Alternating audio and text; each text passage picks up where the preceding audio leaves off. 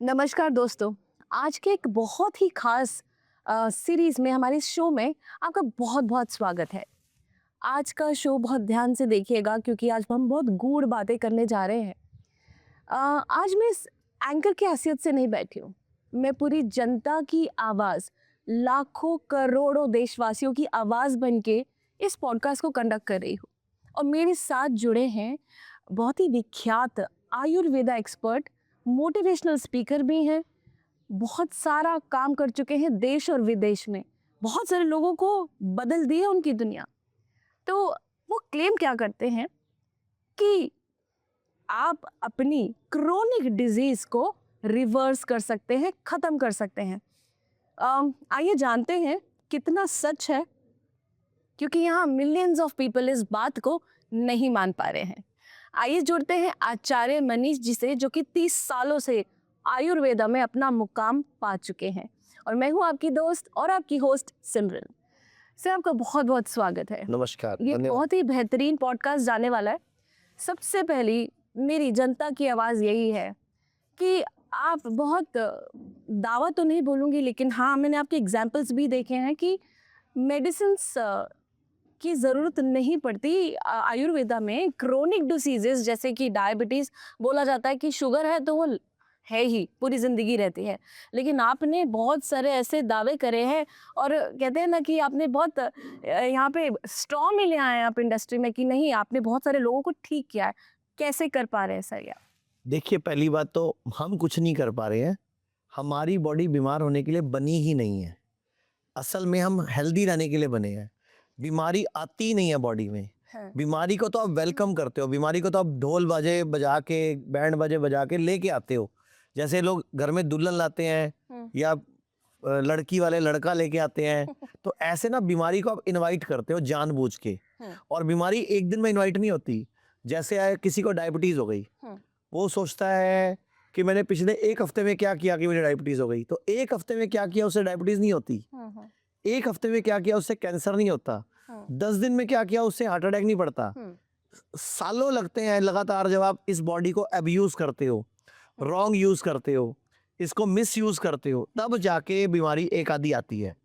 जैसे बीमार होने के लिए मेहनत करनी पड़ती है, कई दिन, कई महीने, कई साल आपको रात को लेट सोना पड़ता है, रात को उठ उठ के फ्रिज खोल के सामान खाना पड़ता है, रात को उठ के पानी पीना पड़ता है, सुबह लेट उठना पड़ता है, शादी में जाके 500 रुपये दे के 2-2,500 का माल खाना पड़ता है, और कभी कभार बुखार, कभी सिर दर्द, कभी जोड़ों का दर्द की दवाइयाँ खानी पड़ती हैं।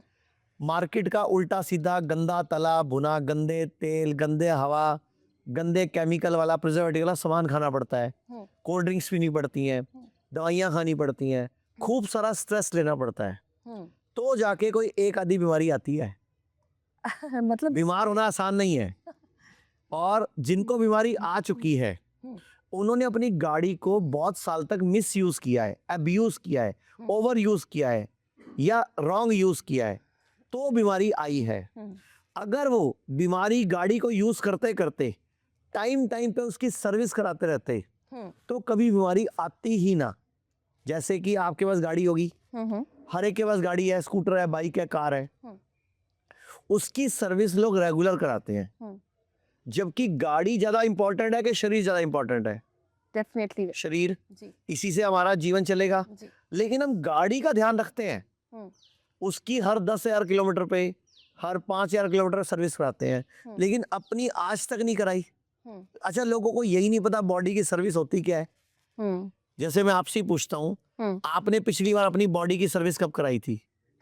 सर, आपका मतलब पूरी स्कैनिंग कराना?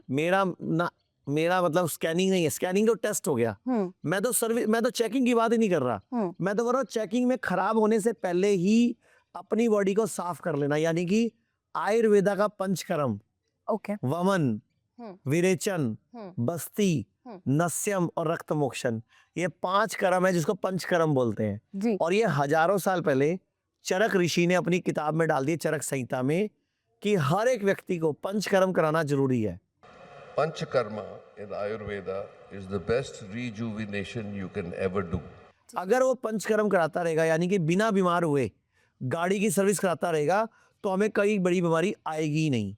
तो ये है क्या पंचकर्मा, ये है क्या, इसका प्रोसेस क्या है? क्योंकि आयुर्वेदा में और आपके बहुत वीडियोस में हमने देखा है कि आप पंचकर्मा को भी बहुत प्रमोट करते हैं। ये बत- बॉडी का डिटॉक्सिफिकेशन है। ठीक है। जैसे हम रोज पॉटी करते हैं, हम्म। तो जो भी हमने खाया हुआ होता है, जो न्यूट्रिशन बॉडी ने एब्जॉर्ब किया, उसमें से जो वेस्ट बचा बॉडी पॉटी में निकाल देती है। हम रोज यूरिन करते हैं, जी। तो बॉडी में जो भी हमने पानी पिया, कोल्ड ड्रिंक पी, दूध पिया या खाना खाया, उसका जो भी वेस्ट लिक्विड रूप में है वो बॉडी किडनी से फिल्टर करके यूरिन के रूप में निकाल देती है। तीसरा, हमें पसीना आता है। 3 तरीका से हम पसीना और आपका यूरिनेशन और स्टूल के थ्रू हम बॉडी के टॉक्सिन निकालते हैं। ठीक। चौथा एक तरीका है सांस, नाक से मिलना चाहिए वो ऑक्सीजन। हाँ। तो जहां हम बैठे हैं, देखो यहाँ तो पेड़ हैं, लेकिन जहां हम रहते हैं, दिल्ली, बेंगलोर, मुंबई, चंडीगढ़, बड़े शहरों में, जी। वहाँ पेड़ कट रहे हैं। जी। स्कूटरों का धुआं, कारों का धुआं, फैक्ट्रियों का धुआं, गैसेस हमारी बॉडी में जाती हैं।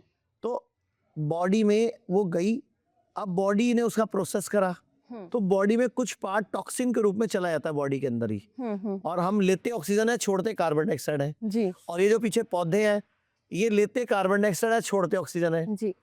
अब एक बात बताओ, लिया मैंने ऑक्सीजन, छोड़ा मैंने CO2, तो C कहाँ से आया? मेरी बॉडी से तो निकल गया, इसका मतलब कुछ। तो साइंस क्या कहती है कि इन्होंने CO2 लिया और इन्होंने O2 छोड़ा, यानी कि C इन्होंने रख लिया। जब मैंने प्लांट खाया, सेब खाया, संतरा है, तो C मेरे अंदर पहुंच गया कार्बन, और उस कार्बन से मेरी बॉडी चलती है।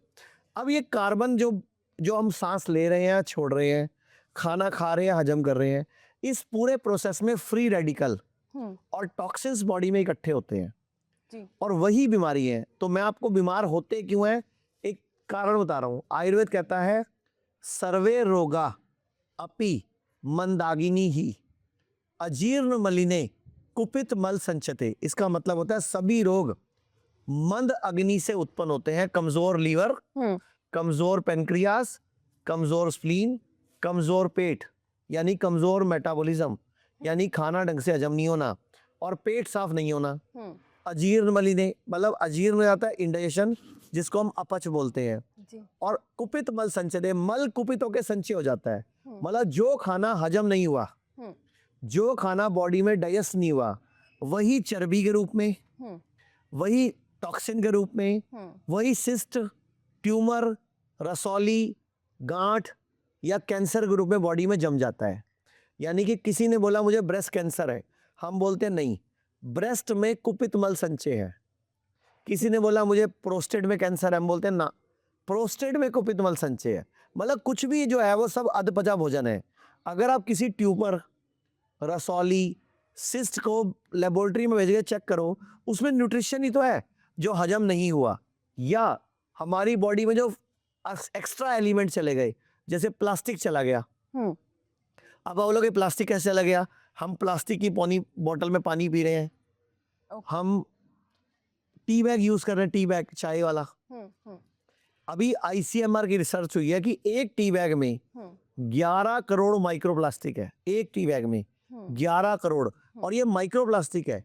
नैनो प्लास्टिक इससे भी 4-6 गुना कर लो, 10 गुना कर लो, तो इतना प्लास्टिक गया। अब कुछ पॉटी में निकल गया, कुछ सुसु में, पसीने में निकल गया, जो नहीं निकला वो तो बॉडी के ब्लड में घूम रहा था। तो बॉडी ने क्या किया, आपके हार्ट अटैक ना पड़ जाए, आपको ब्रेन स्ट्रोक ना हो जाए, उससे बचाने के लिए कहीं एक जगह इकट्ठा कर दिया गांठ बना के। लेकिन आपने क्या किया, बायोप्सी करके, FNSC करके उसको छेड़ दिया, वो बॉडी में फिर फैल गया। जबकि आपको उसको खत्म करना था, तो आपको क्या करना चाहिए था, हफ्ते में 1 दिन उपवास करना चाहिए था। यहीं पे मैं आपसे एक दूसरे सवाल पे ही आ रही हूँ। अभी हाल ही में हाल में तो नहीं है, काफी पुरानी ही न्यूज़ है ये, जापान के साइंटिस्ट को अवार्ड मिल चुका है इस नोबेल बात प्राइज। के लिए। He is received a Nobel prize. 72 hours fasting को उन्होंने बहुत ही प्रमोट कर दिया है। आपका क्या कहना है? अभी आपकी इसी बात से ये सवाल मेरे मन में आया तो वो जो नोबेल प्राइज स्टडी तो अब मिली है 2016 में। जी। आयुर्वेद में हजारों साल पहले एकादशी, अमावस, करवा चौथ और हमारा ये नवरात्रे, जी। मुसलमानों में रोजे, जैन भाइयों में चलिए, ये सब व्रतों के रिवाज थे। आपको एक व्रत पता है? एक व्रत होता है निर्जला एकादशी, जी मतलब उस दिन पानी भी नहीं पीना, जी जैसे करवा चौथ पे पानी नहीं जी, पीना। आयुर्वेद कहता है कुछ भी रोज खाओगे बॉडी को आदत पड़ जाएगी, बॉडी सम हो जाएगी, उसका असर नहीं लेगी और उसका नुकसान करेगी। अब लोग 15 साल से बीपी की गोली खा रहे हैं, 12 साल से शुगर की गोली खा रहे हैं, जी 25 साल से थायराइड की गोली खा रहे हैं, बाद में बोलते हैं मेरा लीवर फेल हो गया, मेरी किडनी फेल हो गई, क्योंकि एलोपैथी वालों को ये सम का सिद्धांत ही नहीं पढ़ाया जाता कि कुछ भी रोज नहीं देना, रोज दोगे तो आपको नुकसान होगा। बॉडी को रोज पानी भी नहीं पीना, इसीलिए निर्जला एकादशी आती है कि उस दिन पानी भी छुट्टी। ठीक है। आप बताओ मौनी अमावस्या आती है, उस दिन बोलना भी नहीं है, बोलना भी नहीं है। उस दिन बोल करना बंद करके आप अपने एनर्जी को रिस्टोर करके अपनी हीलिंग में यूज करो, लेकिन लोगों को पता ही नहीं है। अब मौनी अमावस्या क्यों होता है कि उस दिन चंद्रमा धरती के सबसे करीब होता है, तो होता क्या है उस दिन जल में उथल पुथल होती है, तो आपने नोटिस किया होगा समुद्र में लहरें ज्यादा उठती हैं जी अमावस्या के जी, आसपास। जी और अगर कोई समुद्र के किनारे रहता है तो उसको पता होगा कि रात में जो समुद्र है वो आगे आ जाता है, किनारों पे आ जाता है, तो क्या पानी बढ़ जाता है रात को? नहीं, पानी का घनत्व बढ़ जाता है, पानी के अणु का जो मॉलिक्यूल है वो बड़ा हो जाता है, बिकॉज उस टाइम सूर्य नहीं होता, चंद्रमा होता है और पानी हमारे अंदर है 70%। तो इसीलिए जब भी अमावस होती है तो पागल खानों में जो दिमागी रोगी होते हैं उनकी एक्टिविटीज बढ़ जाती हैं। तो ये सब साइंस थी, लेकिन हमें किसी को पता ही नहीं, हमें किसी ने बताया ही नहीं। तो एक ही तरीका है, आप अपने जल तत्व को बैलेंस करके सारे दिमागी रोग ठीक कर सकते हो, मतलब सारे पागल ठीक हो सकते हैं, सारे depression, anxiety, schizophrenia, mania, OCD के पेशेंट ठीक हो सकते हैं अगर वो जल तत्व की महत्ता को समझ गए। ये भी आपने बहुत खूब बात करी। अब आप कह रहे हैं मेडिकल साइंस की बात जो ये आई और आप बता रहे हैं एलोपैथी की जरूरत पड़ी। एंशियंट हिस्ट्री में आयुर्वेदा ही पुराना टाइम से चलता आ रहा है, फिर ये मेडिकल साइंस क्यों आई, ये इतना कंट्रोवर्सी क्यों? मैडम अंग्रेज है ना, उनको भी तो पैसे कमाने हैं। ये जो एलोपैथी है ये अंग्रेजों की पैथी है, भारत की पैथी आयुर्वेद है। एक बात बताओ, जब एलोपैथी नहीं थी तब भी तो प्लासी का युद्ध हुआ, रामायण हुआ, महाभारत हुआ और लड़ाइयाँ हुई। क्या लोगों को भाले नहीं लगते थे? क्या लोगों को तलवार नहीं लगती थी? क्या लोगों को चाकू नहीं लगते थे? तब क्या उनकी सर्जरी नहीं होती थी? सुश्रुत ऋषि, आप जर्मनी जाओ, वहां पे जो सबसे बड़ा हॉस्पिटल है वहां बाहर सुश्रुत की मूर्ति लगी हुई है। सुश्रुत कौन है? हमारे ऋषि। अच्छा, मैं आपसे एक दूसरी तरीके से बात करता हूँ, आपको यहाँ समझ आएगा। जी मुझे बताओ, साइंस मतलब जिसने इन्वेंशंस करी, दुनिया के सारे आविष्कार तभी क्यों हुए जब भारत गुलाम था? उससे पहले आविष्कार क्यों नहीं होते थे? क्योंकि भारत की ही आयुर्वेद पढ़ के, भारत के ही वेद पढ़ के, भारत के ही ग्रंथ पढ़ के एडिसन ने बल्ब बनाया है, ट्रेन का इंजन बनाया है, जहाज बनाया है और रिसर्च करी है। भारत को, भारत के खिलाफ हमारे ही लोगों को आपस में लड़ाकर, हमारा ही ज्ञान विज्ञान चोरी करके, अपना ठप्पा लगाकर बोलने को ये बोलते हैं हमने किया, इन्होंने एक ढिल्ला नहीं किया। अगर साइंस इतनी तगड़ी है तो मुझे बताओ, आज तक एक बाल भी नहीं बना पाई, एक स्किन का टुकड़ा भी नहीं बना पाई 1 सेंटीमीटर का। मुझे बताओ, साइंस ने बहुत तरक्की कर ली, चांद पे पहुंच गए, हम मंगल पे पहुंच गए, हमने उपग्रह बना लिए, हमने ग्रह बना लिए, हम किडनी ट्रांसप्लांट कर लेते हैं, हम लीवर ट्रांसप्लांट कर लेते हैं, हम हार्ट ट्रांसप्लांट कर लेते हैं, हम बच्चा ऑपरेशन से पैदा कर लेते हैं, हम घुटना चेंज कर लेते हैं। मुझे बताओ, एक छोटी सी बीमारी है गॉल ब्लैडर स्टोन, तो मुझे बताओ गॉल ब्लैडर में आप गॉल ब्लैडर को काटते क्यों? आप हल्का सा चीरा लगाओ, पथरी बाहर निकाल लो, दोबारा जोड़ दो ना। पूरा रिमूव करते हैं। पूरा रिमूव क्यों करते हो? जिसका रिमूव होता है वो उसके बाद गैस से, तेजाब से, एसिड बनने से और बीमारियों के प्रोन हो जाता है, उसको बीमारियां जल्दी आती हैं, तो इन्फेक्शन जल्दी लगता है। तो आयुर्वेदा में हमारे पास इसका हल है। आयुर्वेद में हजारों साल से gall bladder stone, kidney stone, sugar, BP, जोड़ों का दर्द, लीवर खराब, किडनी फेल, मोटापा, कैंसर, हर बीमारी का इलाज है। लेकिन वहां की वो लोग वेट ही नहीं करते। लोग आयुर्वेद में कटवाने के बाद आते हैं, लेट आते हैं, कीमो करा लेंगे, रेडिएशन करा लेंगे। एक शुगर जैसी बीमारी, जिसको मैं बीमारी मानता ही नहीं हूं, मैं शुगर को एक सिंपल लाइफस्टाइल डिसऑर्डर मानता हूं और उसको एक सिम्टम मानता हूं कि शुगर बीमारी नहीं है। हाँ। बीपी बीमारी नहीं है, वो किसी अन्य वजह से आई। हम्म, शुगर एक सिम्टम है, लेकिन बॉडी में इसी अन्य उपद्रव का हम क्या करते हैं, शुगर का इलाज करते हैं। जैसे मैं आपको एग्जांपल देता हूँ, वो सामने धुआं दिख रहा है, खूब धुआं दिख रहा है, आप धुएं का इलाज करोगे कि नीचे जाके आग बुझाओगे? डेफिनेटली आग बुझाएंगे। लेकिन यहाँ तो धुएं का इलाज हो रहा है। शुगर एक धुआं है, बीपी एक धुआं है, वो एक सिम्टम है किसी अन्य वजह का। हम क्या करते हैं, उसी का इलाज शुरू कर रहे हैं। जैसे भगवान श्री राम ने हनुमान जी को भेजा लंका में, रावण उन्हीं को पकड़ के पूंछ पे आग लगा रहा है। अरे भैया वो दूत है, किसका? राम का। तुझे कहीं आग लगानी है, रामचंद्र के पास जा। लेकिन वो क्या कर रहा है, हनुमान को ही पकड़ रहा है, फिर अंगद को पकड़ रहा है। एक तरह से हनुमान को आप बीपी मान लो, अंगद को आप शुगर मान लो, तो वो तो दूत है किसी और चीज का। हम क्या कर रहे हैं, उन्हीं का इलाज शुरू कर रहे हैं। तो गलत है ना, हमारी सोच गलत है। पर सर कहा जाता है कि जो ये क्रोनिक डिजीजेस है ये जेनेटिकली है, पीढ़ी दर पीढ़ी आती हैं, इसमें क्या कहना है आपका? देखो, सब कुछ पीढ़ी दर पीढ़ी है, लेकिन वो जागता आपकी गलतियों से ही है। मान लो आपके घर में किसी को डायबिटीज है, मान लो आपको भी डायबिटीज है, तो आप बच्चे मत पैदा करना, फिर उनको भी हो जाएगी। ये कोई बात थोड़ी है। जेनेटिक तो सब कुछ है, क्योंकि बीमारियां जीन में चलती हैं। लेकिन ये जीन खराब क्यों कर रहा है? हमारी बॉडी में 4000 मैसेंजर आरएनएज हैं जो सर्दी गर्मी और दिन और रात के हिसाब से काम करते हैं। आपने 2016 की नोबेल प्राइज स्टडी की बात करी, एक 2017 में भी नोबेल प्राइज स्टडी है, सर्केडियन रिदम, बॉडी क्लॉक, हमारे अंदर का डॉक्टर। अब वो क्या है, हमारी बॉडी में 4000 जो मैसेंजर आरएनए हैं वो क्या काम करते थे, वो सर्दी गर्मी के हिसाब से बदलते थे, आपको मेंटेन करते थे, आपको इंप्रूव करते थे। वो दिन और रात के हिसाब से आपको सेटल रखते थे। अब मान लो हम बंद कमरे बैठे हैं, रात के 9 बज गए, लाइटें जल रही हैं, अब उनको तो ये लग रहा है दिन है।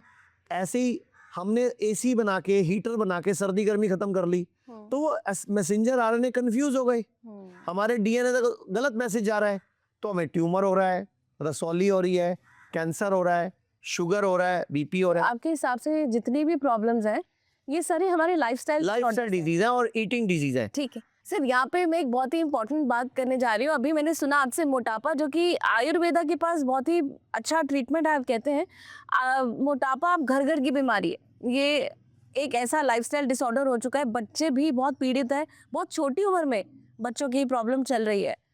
अगर मैं जाऊँ सेलिब्रिटीज़ पे, उनके लिए तो जीवन ही उनका कहते हैं ना कि सोर्स ऑफ इनकम ही उनकी ब्यूटी है, उनका अच्छा लगना। पर ओजेम्पिक, कुछ सेलेब्स ओजेम्पिक का सेवन करके इंजेक्शंस लेके पतले हो रहे हैं।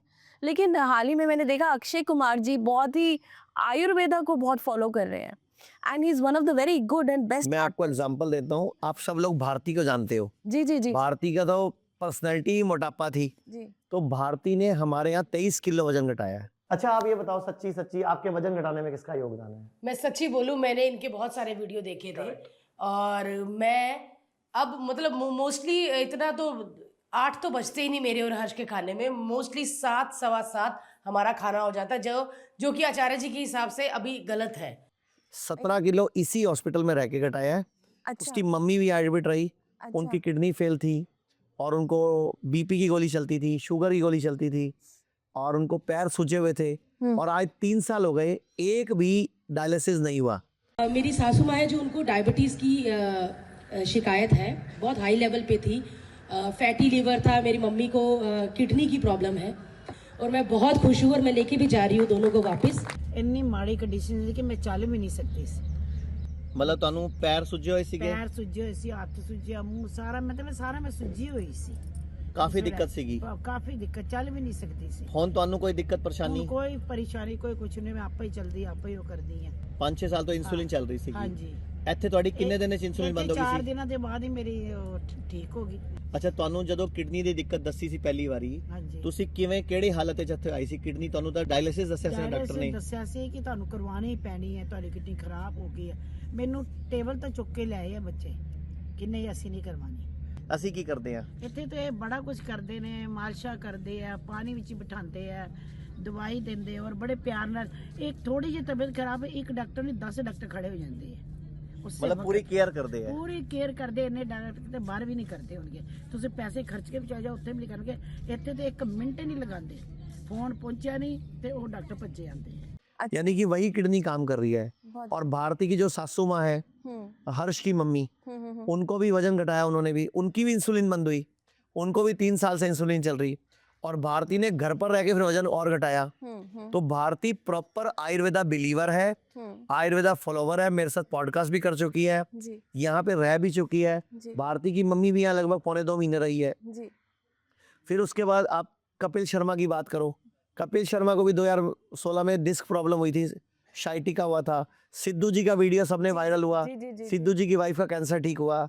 ऐसे जो राजीव ठाकुर है, जी राजीव ठाकुर के मम्मी को गठिया था और पापा को किडनी फेल थे, वो भी हमारे यहाँ यहीं आके रहे। राजीव ठाकुर के पेरेंट्स, आप दोनों का बहुत स्वागत है कि आप दोनों को क्या प्रॉब्लम थी? मुझे तो किडनी की प्रॉब्लम थी, किडनी एंड बदल। अच्छा, और मैम आपको? मेरे घुटनों की दर्द थी। अच्छा अच्छा, कब से? घुटनों की काफी से दर्द है। अच्छा, और सर आपको? ऑपरेशन तो बोल रहे, मैं ऑपरेशन कराना नहीं चाहती। 3 महीने से है। और इम्प्रूवमेंट क्या है यहाँ आने के बाद? क्या इम्प्रूवमेंट? यहाँ आने के बाद इनका थोड़ा ट्रीटमेंट ठीक हो गया। तो ये सब सेलिब्रिटी अब धीरे धीरे आयुर्वेद में आ रहे हैं। जी ऐसे ही बहुत सारे आयुर्वेद के, जैसे धर्मेंद्र जी हैं, जी अभी उनकी मृत्यु हुई। 2016 से 2017 1 साल उन्होंने आयुर्वेदा यूज किया, हमारे साथ काम किया।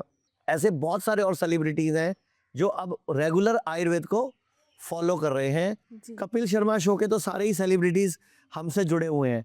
तो मैं सिर्फ ये बोलना चाहूँगा कि अब आयुर्वेद बदल रहा है। और अक्षय कुमार जी की आपने बात छेड़ी, तो वो हर साल 14 से 21 दिन के लिए किसी ना किसी अच्छे आयुर्वेदिक सेंटर में एडमिट होते हैं अपना पंचकर्म कराने के लिए। जी और आपको पता होगा केजरीवाल जी जो हमारे दिल्ली के मुख्यमंत्री थे, वो भी अब पंचकर्म सेंटर जाते हैं। जी तो ऐसे सारे सेलिब्रिटीज अब आयुर्वेद में आ रहे हैं। और अब तो आयुर्वेद में भी हेल्थ इंश्योरेंस चलता है। अगर किसी भी ने भी हेल्थ इंश्योरेंस कराया हो और वो किसी अच्छे आयुर्वेदिक सेंटर में जाए तो सारे हेल्थ इंश्योरेंस चलते हैं। जी, बहुत ही खूब बात। और ये सबको जाना चाहिए। जी इसके अलावा भारत सरकार ने भी बड़ा काम किया है कि जैसे आर्मी है ECHS, जी इसके अलावा BSF, CRPF, CISF, ITBP, NSG commando, Assam rifle, इन सब का भी आयुर्वेद में इलाज फ्री होता है। बहुत ही और बिहार, पंजाब, राजस्थान और हरियाणा, इन 4 सरकारों के सरकारी कर्मचारियों का इलाज भी आयुर्वेद से बिल्कुल फ्री होता है। ये सारे पैसे इनको और सेंट्रल गवर्नमेंट के एम्प्लॉय को भी पूरे पैसे मिल जाते हैं। और हमारे यहाँ भी हमारे 48 सेंटरों में सारे हेल्थ इंश्योरेंस चलते हैं। बहुत ही खूब बात आपने यहाँ बताई है हमें कि किस तरह से लोग अपनी बीमारियों को ठीक करने के लिए यहाँ पे एक बहुत ही खूबसूरत आपने एनवायरनमेंट बनाया है, ये हॉस्पिटल बनाया है। और आप बता रहे हैं कहाँ कहाँ है आपके सेंटर? हमारे पूरे इंडिया में 120 सेंटर हैं। जो सबसे बड़ा सेंटर है वो दिल्ली और मेरठ के बीच में मुरादनगर में है, जहाँ हम बैठे हैं अभी। इसके अलावा लखनऊ में बड़ा हॉस्पिटल है, चंडीगढ़ में 3 बड़े हॉस्पिटल हैं, एक पंचकूला में, एक डेरा बस्सी में, एक मोहाली में। इसके अलावा कुरुक्षेत्र, गुड़गांव, लखनऊ, मुंबई में 2 बड़े हॉस्पिटल हैं, एक नवी मुंबई में है और एक पनवेल में है। ऐसे पूरे भारत में हमारे 60 हॉस्पिटल हैं, 15 डे केयर सेंटर हैं और 45 क्लिनिक हैं। और कोई भी बीमारी जो आप सोच सकते हो उन सब का आयुर्वेद के थ्रू हमारे डॉक्टर्स, हमारे पास 900 डॉक्टर्स की टीम है, 900 डॉक्टर्स जो आपकी नाड़ी देख के, जीभ देख के, आंखें देख के, आपका चेकअप करके आपका इलाज करते भी हैं और बताते भी हैं। ठीक है, अब मैं आपसे एक बहुत ही अगेन एक ऐसा एक सवाल है, कैंसर ये एक ऐसी बीमारी है जिसको सुन के किसी के घर में ये प्रॉब्लम आ जाती है तो आई थिंक किसी की भी लाइफ बिल्कुल अपसाइड डाउन हो जाती है और ये कहा जाता है कि कुछ ही दिन बचे हैं। लेकिन मैंने ये भी सुना है कि यहाँ पे आके बहुत लोगों ने अपनी ज़िंदगी वापस पा ली। अभी थोड़ी देर पहले ही मैं बहुत सारे एग्जाम्पल्स देख रही थी यहाँ पे। मैं इसके बारे में जानना चाहती हूँ आयुर्वेदा ने ये कैसे पा लिया है? देखो, बहुत सारे लोग कीमो रेडिएशन कराते हैं, कीमोथेरेपी कराते हैं, रेडिएशन थेरेपी कराते हैं, साथ में हमारे पास आयुर्वेद को भी यूज़ करते हैं, तो उनको कीमोथेरेपी, रेडियोथेरेपी के साइड इफेक्ट नहीं आते। ठीक है। बहुत सारे लोग कीमोथेरेपी, रेडियोथेरेपी करा चुके होते हैं और उनको दोबारा कैंसर आ जाता है और उनको कीमो रेडिएशन के साइड इफेक्ट बहुत आते हैं, वो लोग फिर उसको छोड़ के आयुर्वेद में आ जाते हैं। और कुछ लोग बिना कोई बायोप्सी कराए, बिना पेट स्कैन कराए, बिना FNSC के, बिना मेमोग्राफी के मान लेते हैं कि हमें कैंसर है और इलाज शुरू कर देते हैं। वो सबसे बेहतर रहते हैं जो मान लेते हैं लेकिन चेकअप नहीं कराते, क्योंकि चेकअप में ना जैसे बायोप्सी होती है तो उससे टुकड़ा निकालते हैं, तो उससे कई लोगों का फैल सकता है। जी जी। और ऐसा कई रिसर्च पेपर हैं और हमारे पास कई पेशेंट्स हैं। जैसे मेमोग्राफी है, उसमें ब्रेस्ट को बहुत दबाया जाता है, लगभग 50% तक ब्रेस्ट को दबाया जाता है। तो उससे ब्रेस्ट के अंदर जो गांठ है वो फूट सकती है या रप्चर हो सकती है, जिससे बाद में वो गांठ फैलने लग जाती है। बहुत सारे लोग बताते हैं कि मुझे बायोप्सी से पहले कोई दिक्कत नहीं थी, बायोप्सी के बाद मेरी गांठ बढ़ने लग गई। अच्छा, मुझे पहले कोई दिक्कत ही नहीं, मेमोग्राफी के बाद मेरी ब्रेस्ट बढ़ने लग गई, क्योंकि वो अंदर वो उसका इफेक्ट आ गया। तो मैं आप सबसे रिक्वेस्ट करूंगा कि एलोपैथी और आयुर्वेद आप दोनों को एक साथ भी यूज़ कर सकते हो कि साइड इफेक्ट ना आए कीमो रेडिएशन के। मतलब आप मॉडर्न ट्रीटमेंट, कन्वेंशनल ट्रीटमेंट और इसको ऑल्टरनेटिव ट्रीटमेंट एक साथ भी कर सकते हो, आप अलग अलग भी कर सकते हो। और अगर आपको दोबारा तिबारा कैंसर आ रहा है तो फिर तो आपको पास चारा ही नहीं है।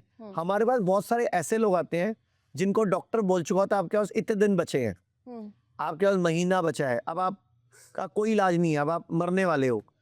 ऐसे बहुत सारे लोग हैं।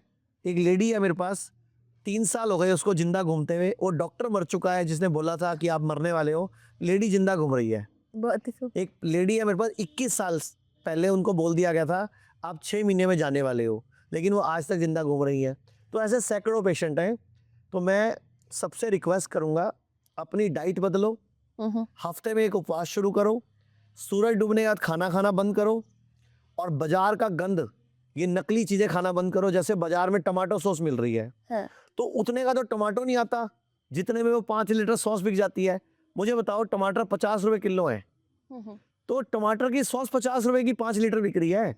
तो एक बात, तो उतने का टमाटर नहीं है, उससे आगे सॉस, वो सॉस नहीं है, वो केमिकल की चटनी है। जैसे अभी आप मेरे हॉस्पिटल से बाहर निकलोगे तो यहाँ पे आगे बोर्ड लगा हुआ है 10 रुपए की कोल्ड ड्रिंक 250 ml। अब मुझे बताओ, यानी कि 40 रुपए की 1 लीटर, अरे इतने रुपए किलो की तो चीनी आ रही है।